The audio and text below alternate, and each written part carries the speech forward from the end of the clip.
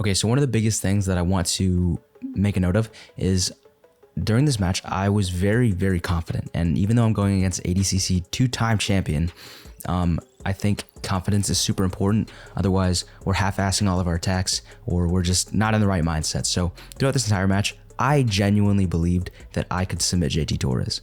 I think that's something that's like super important to talk about is you have to be supremely confident, but also respectful. I'm aware that he's a ADCC legend, so I'm not playing cocky, but I'm playing very confident. Unfortunately, at the start of the round, we're immediately getting rear naked choked without even hooks in. While I'm on a single leg, he chokes me. So, you know, confidence not dwindled at all. We're still gonna go for it. So for this next one, I'm actually pretty happy with how I handled it. My head's a little low and JT locks onto a headlock and then starts to sit into a guillotine. But with the guillotine, I go to my back, front roll, and then I actually go to the other side of his hip, putting my head and hips on the opposite side. And what that does is it shuts down the guillotine from him being able to finish on the ground, but he goes to a 10 finger and he ultimately gets that guillotine still. So not off to a great start, but still happy I was able to use at least a defensive technique to an opponent of this skill level. So I decided to sit to guard because obviously my wrestling is not working right now, and I'll try to attack one of my main attacks, the Kiss the Dragon. But the way JT is defending this is by grabbing on my head and making sure my head can't hit the mat to invert, and I'm almost able to off balance him, but he closes that space under his hips and he's able to shut that down. He then moves into one of his main passes. This is actually something he taught that day. So for the starting movements, he'll drop low, making sure his chest is under my head, right arm is clamping down on my hip, and left arm is preventing me from bringing that knee through. Notice his right knee is now going to move up towards my hips as his left leg then moves up towards my head. And what he explained that day is by doing this in the sequence, we're able to safely move our weight from the hips to the torso to continue applying passing pressure. Now I actually do a decent job of reclaiming inside position and balling up, making it hard for JT to continue to apply pressure. But he does something pretty cool here that he went over with me after the round. Notice how he takes his left hand from below my head to above his head, allowing him to use some float passing mechanics, and I'll use this to transfer himself into headquarters, before then going chest down, hips into my legs and back to kick out and use a hip switch to pass the guard.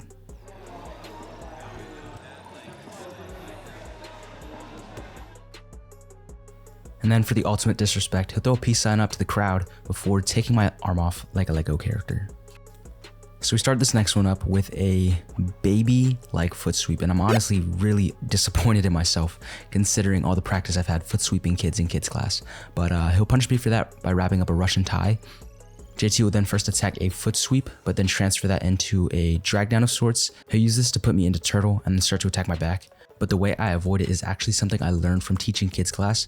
So as JT rolls through and tries to take my back from here, notice how I sit to my left hip and I'm not sitting square to JT. What this will allow me to do is get my back more so on his thigh, and from here I can either push off the ground and put my back on the mat on this side of his body, but in this case I opt to go into turtle and I'll be able to avoid his grips and avoid the back take and finally get on top. One super cool thing about JT is he's actually one of the people who made my knee slice what it is today. I watched a lot of his YouTube videos going over his knee cut from headquarters, and you'll see now and later in the round I'm going to be using it a lot against him. Okay, so this is a sequence I've been loving a lot lately. I'm going to cut the angle and get this bottom leg to the floor, then my left hand's tracking this underhook, and as I shoot my knee through, notice how my heel goes to my butt before then cutting down onto his thigh. And this is how I've been shading my outside pass and knee cut together.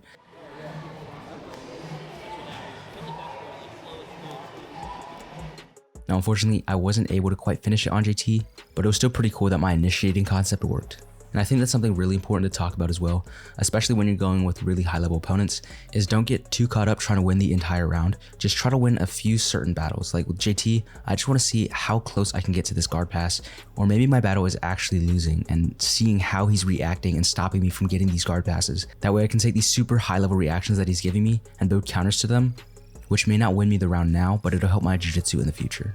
Or an even better example is this sequence right here, where I'm trying to attack low camp, a position I just released a video on, and he's able to defend that, but I didn't walk away from this round with a loss. Again, at the end, he showed me a really important detail that helped me level up this technique, so the next time I see him, just know he's getting fucked up. Okay, so as we gear up for this next one, we're going to begin hand fighting, and JT's going to get a grip on my left wrist, and I'm going to grab his right tricep.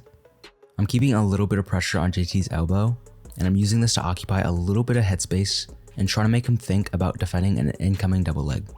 Now I can also feel JT has a strong grip over my wrist, so I actually changed that into my arm drag. I'm able to grab the single and pick his ankle as well. But it was at this point where JT actually whispers into my ear. He's like, hey dude, can you just chill out a little bit, not take me down in front of all these people? You know, he doesn't want his image to get shattered by this hunk of a blue belt. So, you know, I respect it and I decide to pull guard instead. Gotta make sure he's able to maintain his image in the community. But here's where we're gonna see some of that famous passing pressure. One thing I wanted to touch on is how he's always constantly crowding that space inside of the center of my torso. So eventually he's able to swivel that left leg in, and then he goes for a knee cut, getting past the guard. And to defend that, I go to turtle. Now I know what's coming next, so you're gonna see me raise my right leg up in the air, kind of like a dog taking a piss. This is to try to prevent him from taking my back by stepping over onto my hips. But to counter that, he actually does a forward roll, and he's able to get the leg over and begin working onto my back. Now I'm able to avoid the hooks, but as I go to defend those, he throws in the rear naked choke, and he'll tap me out yet again. Now guys, here's where the tables turn. JT actually ends up pulling guard, so start off by using this hand swing I learned from Owen Jones. Basically, you're in mercy grips, you go palm to palm. You'll push them towards their back a little bit while spinning and rotating your hands around, and this should get them on their back, if not also get an angle. I'll threaten passing to the left, in turn putting his bottom leg on the floor as he goes in to face me. I'll then quickly switch to the right, using my forearm here to pry his right thigh open, preventing him from high legging and bringing that leg back into the picture. With both legs now on the outside, I thought I had the pass here. However, with JT's credentials, it's definitely not going to be that easy. But another pass does open up with a position we settle into. Notice how my left knee is pinning down his left knee, flattening his right leg to the floor. Also notice his left knee being almost centered in my chest facing upward. This gives me access to the knee cut, but JT's experience comes into play once again, and he's early on the defense, funneling me right into an omoplata.